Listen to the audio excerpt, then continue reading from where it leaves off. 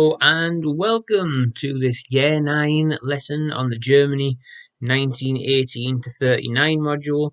This lesson is going to focus on Germany in 1923, the year of crisis, and is part 1 of 2 lessons that focus on Germany in 1923. You will need the lesson notes template that goes with this. Now that should have been emailed to you, or you should be able to find it uploaded to class charts. Failing that, you will find a description at the bottom of this video, and there is a link to that booklet there. So you will find on page 2 of your lesson notes booklet the first task, imaginatively entitled Task 1. It asks you to try and recall from memory the work that we've completed so far on Germany 1918 to 20. You've got a space there where you could do a little spider diagram. To be honest, you could just drop that down on a piece of paper, make your own spider diagram. Try and do it from memory without cheating, without peeking, without looking at anything else. Just see if you can jot down all the things that you can remember. So pause this video and have a go at that now.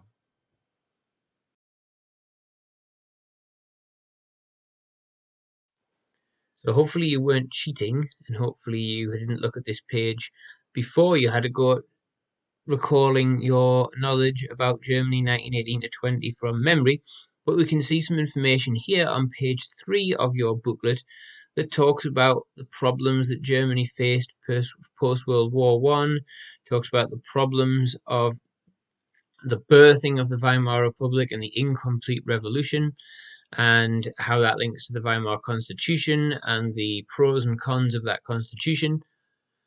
There's also information here about the Treaty of Versailles and the problems that the Treaty of Versailles caused Germany as a result of the different clauses that it had that humiliated Germany, made people feel like they wanted some revenge, and severely weakened the German economy and military. And then there is some information on the different threats to the Weimar Republic. The Spartacist revolt, the threat from the left of the political spectrum, and the Kapp Putsch, the threat from the right of the political spectrum. So use this to add any bits of detail that you're missing from your spider diagram, and just to generally reinforce and consolidate the knowledge that you should have so far. Okay, so what you're going to watch now is a short little film about the Weimar Republic from 1918 to 20, and hopefully this should help consolidate your knowledge of that period a little bit further. In the aftermath of the First World War, there was chaos on the streets of Germany. Rival political groups vied for control. Challenges came from the left and the right of the political spectrum. Politicians were not safe to walk the streets. Walter Rathenau, a leading member of the Treaty of Versailles signing delegation, was assassinated in 1922. At this time, with violence and turmoil all around, the Weimar Republic was vying for its very existence. At the end of the First World War, Germany was on its knees. The political, social, and economic forces that had pressed in on the German state before the war exploded in its aftermath. The Weimar Republic was birthed in an incomplete revolution, which saw the elite and the army retain power within the country. The constitution that was created had significant flaws. Article 48 allowed for the potential dictatorship of an individual or group in the future. Furthermore, the proportional representation system that was used for the parliamentary democracy meant that multiple parties and coalition governments were very likely, which would make effective government in the future difficult. All of this and the political turmoil that surrounded the Weimar Republic would have been difficult enough to deal with, but was compounded by the Treaty of Versailles. This dictated peace was forced upon Germany by the Allies. It stripped Germany of land. It reduced its population. It forced the Germans to admit responsibility as the sole cause of the war. It also imposed crippling reparations on an already damaged economy. The birth of the Weimar Republic was a period of extreme stress and strain for Germany. The Treaty of Versailles was undoubtedly at the very heart of the problems that the Weimar Republic faced from 1918 to 23. It was this treaty, more than anything, that caused tremendous political and economic problems for the Weimar Republic, not only in this early period, but also throughout the rest of the 1920s. The threat to the Weimar Republic from the left of the political spectrum came from the Spartacists in January of 1919, an uprising of communists in an attempt to create a Soviet-style revolution in Germany. It was only with the help of the army that Ebert, the leader of the Weimar Republic, was able to put down this attempted revolution. 2 years later, in 1920, Wolfgang Kapp, an ex-Freikorps officer, forced the government of the Weimar Republic out of Berlin. They had to flee to Dresden as he attempted a right-wing coup of the Weimar Republic. This was only put down as the people of Berlin went on strike, showing their support for Ebert's government rather than the army. Okay, let's now turn to page 4 in your booklet and look at task 2. Here is a lady in 1923 who is putting bundles of money in a fireplace. The question says, what can you infer from this source about the situation in Germany in 1923? So you need to think about that skill of inference that you've used before. You make an inference, then you support it with something from the source. Try and make two inferences. So what can you infer from this source about the situation in Germany in 1923? So pause this, have a go, and then we'll come back.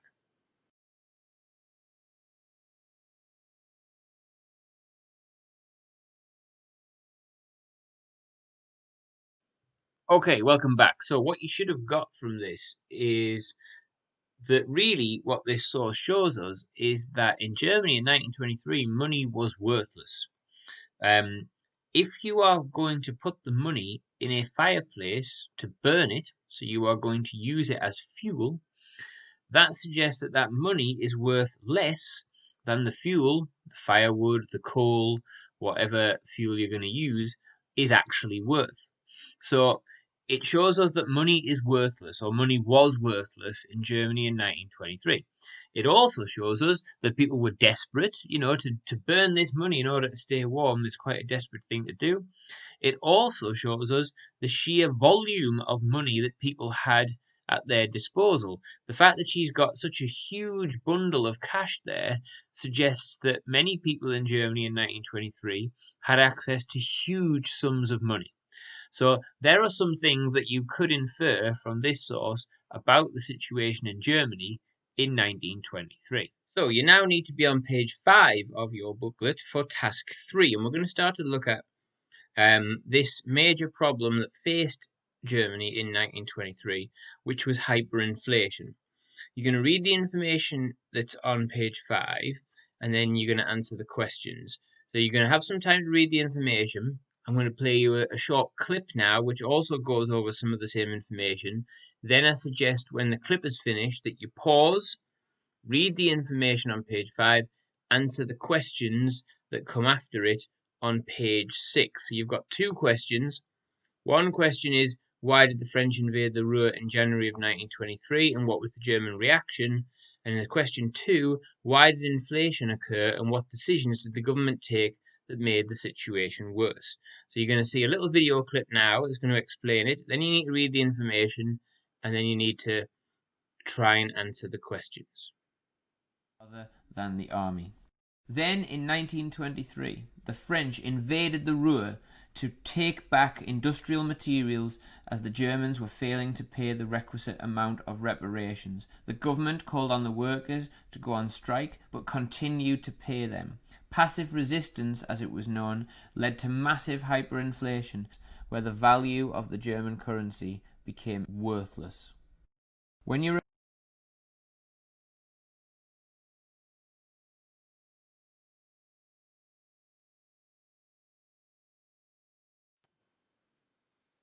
So, welcome back. What you should have got a sense of here is that the French invaded the Ruhr in January 1923 because Germany was not paying their reparations. The German reaction to this was one of indignation, one of stubborn resistance, and that is why they told the workers to go on strike but still kept paying them. The Germans didn't accept that the French had invaded the Ruhr. They felt humiliated by this. They felt that it was an aggressive act by the French, even though actually the Treaty of Versailles gave the French the authority to do this. However, it isn't fair to suggest that inflation, which then led to hyperinflation, was because the French invaded the Ruhr. One does not follow from the other in a direct and simple way. The German government's decision to continue to pay the wages of workers who were on strike, and their decision as they lost out on tax revenue and had less money to do this, to instead of cutting spending and raising taxes, they chose to continue to spend but just print lots and lots and lots and lots of money. And as a result of this, it was their policies of inflation and it was their policies that led to a situation where a hyperinflation occurred as opposed to just a simple inflationary process. So it's important that you understand that two-step process. Yes, the French invading the Ruhr was problematic, and it did cause some economic problems for Germany, but the Germans' decisions that they made, the government's decision that they made, that is what then led to there being hyperinflation. Okay, we now need to turn our attention to task 4 and think about the effects of hyperinflation. So, this hyperinflation took place. What was the impact of it? And you can see on page 7 of your lesson notes book that you have some information about hyperinflation and its effects. And these effects were very complex, and it also talks about some of the damage that was done to the Weimar Republic as a result of the hyperinflation crisis in 1923. You'll see on page 8, and again, you could do this on a separate piece of paper if you want to. If you're not printing this booklet out, or if you're not filling it in online, or saving a copy to your computer, then you can just do this on a piece of paper. But you have the space there for you to do some notes on the effects of hyperinflation. So what were the effects of hyperinflation? Okay, so you're going to pause this again, and you're going to have a go at that, and then we'll come back in a bit and see what you've got.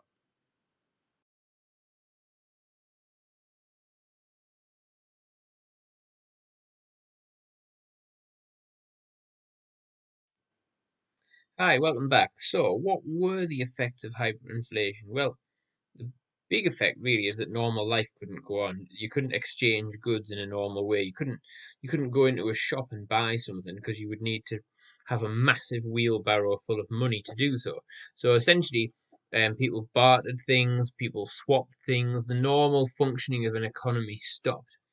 Um, and as is most often the case during any sort of economic crisis, it was the poorest people who were hit hardest. There was a shortage of goods. There were there was a shortage of foreign goods because it was hard to import things, and people suffered. People suffered economically. People suffered with being able to get goods, being able to pay for things, being able to put food on the table. People with savings really suffered. If you had savings, all of a sudden, that money you'd saved up was worth pretty much nothing.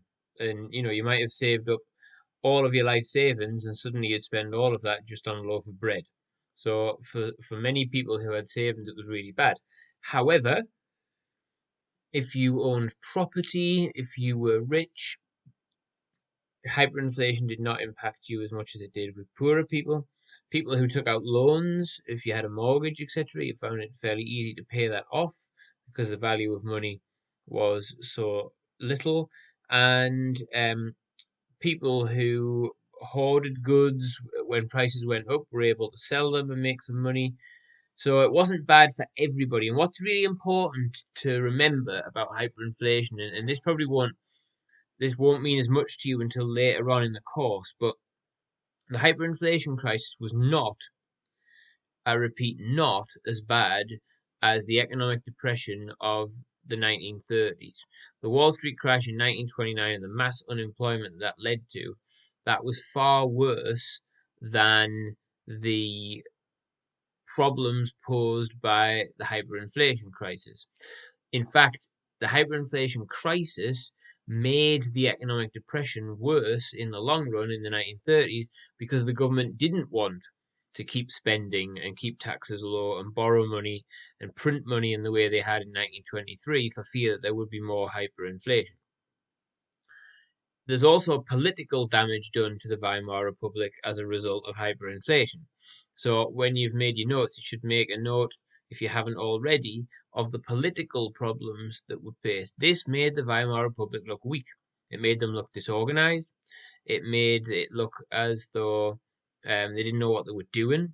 It gave extremist parties the chance to capitalize on this and say that the government didn't know what they were doing.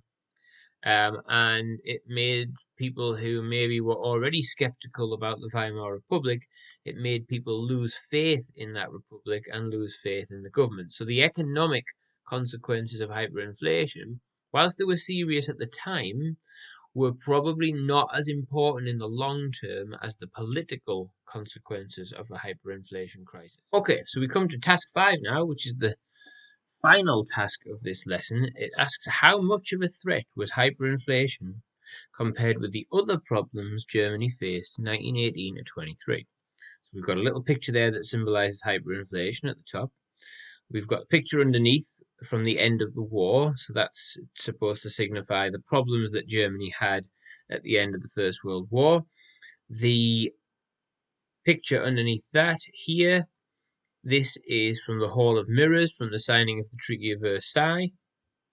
So that signifies the Treaty of Versailles.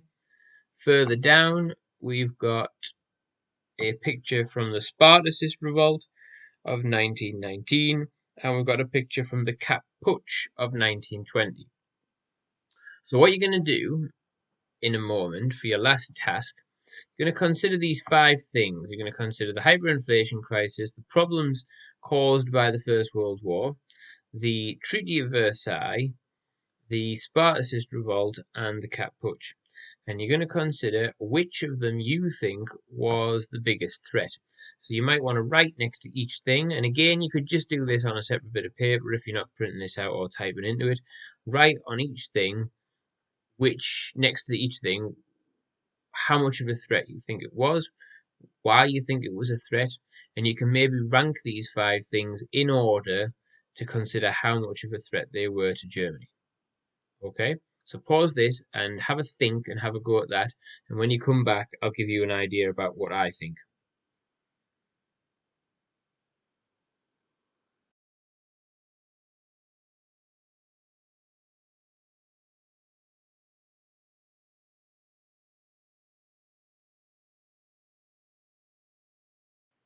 Now, if you skipped ahead to this bit because you're trying to think about skipping ahead and just writing down what I say, then shame on you. You should press pause and you should think about what you think before I tell you what I think. For what it's worth, I think probably the biggest problem that Germany faced from 1918 to 23 out of these 5 particular problems was probably the Treaty of Versailles. Because the Treaty of Versailles provides the backdrop for a lot of the problems, and it provides multiple problems for Germany. The Treaty of Versailles obviously is part of the legacy of the First World War. Now, obviously, the legacy of the First World War includes the terrible loss of life and the economic problems that Germany already faced, the sense of humiliation that Germany had to end the war, lots on the right of the political spectrum feeling that they'd been stabbed in the back, etc., etc.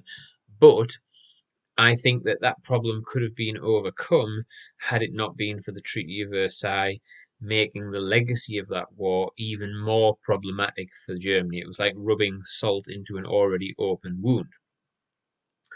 I don't think the Spartacist revolt is a particularly great threat to Germany at that time. It lasted very little time. There was very little chance that Germany was really going to have a communist revolution. There wasn't the appetite for it among the ordinary population. And if we think about the Kapp Putsch of 1920, so the right-wing uprising against the Weimar Republic, well, the thing that mainly sparked that revolt was the annoyance at the Freikorps having to be disbanded and having to hand weapons in, which was part of the terms of the Treaty of Versailles. So actually, again, we see that the Treaty of Versailles had an impact on the political situation in Germany in terms of the Kapp Putsch. And the hyperinflation crisis was, in some way, remember, only in some way, sparked as a consequence of the Treaty of Versailles, because the French invaded the Ruhr because Germany was not keeping up with its reparation payments, although it is clear that some decisions that the Germans made, that the Weimar government made, in relation to not cutting spending and raising taxes, but instead maintaining spending and printing lots of money and borrowing lots of money, that exacerbated the inflationary crisis and made it a hyperinflation crisis. So yes, we acknowledge the role of the German government, but actually the fundamental problem of having to pay reparations came from the Treaty of Versailles. So I think the Treaty of Versailles represents the biggest threat, the biggest problem, because it is connected in so many different ways to the other problems that are here. Okay, that brings us to the end of this Germany 1923 Year of Crisis lesson, but it is only part one of Germany 1923 Year of Crisis. So stay tuned for part two, which will develop some of the themes that you have studied in this lesson, and we'll look at the political crisis that brewed in Germany in 1923 and spilled over into 1924. Until then, and the next exciting installment of this story, take care, stay safe, goodbye.